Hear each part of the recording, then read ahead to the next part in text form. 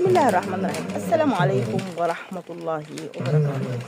بالنسبة للإنسان اللي هو ما بيقدرش على نفسه، يعني كان في قصة راح بيها لسيدنا عمر بن الخطاب إن الراجل ده هو بيعرف اللي بيحصل من غير ما يحصل، بيعرف الشيء من ورا الشيء. لو حد خبط ورا الباب بيعرف اللي بره مين. فاشتد غضب سيدنا عمر بن الخطاب وقال لابد هذا ساحر. فذهب إلى الدار، وهو من أول خبطة بيخبط على الدار يقول له: لماذا أتيت يا عمر؟ أجئت تقتلني يعني؟ قال له: كيف عرفت إني على الباب؟ قال له: بس دماغك ما يروحش بعيد. قال له: إزاي؟ قال له: أنا كلما نفسي هوتني على شيء أشتهيه خلفته.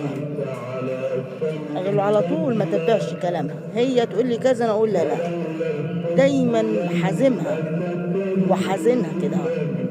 عشان كده أي حاجة تطلب نفسي إني أعمله على طول بخالفها.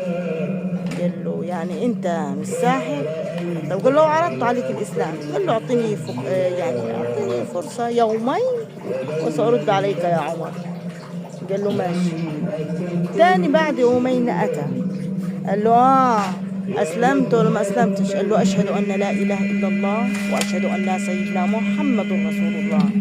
قال له: ماذا الذي خلاك أسلم؟ قال له: لا ما تروحش برضه بالك لبعيد، أنا ما بخافش من حد. قال له: طب إيه اللي حصل اللي خلاك تأسلم وتسيب اللي أنت فيه؟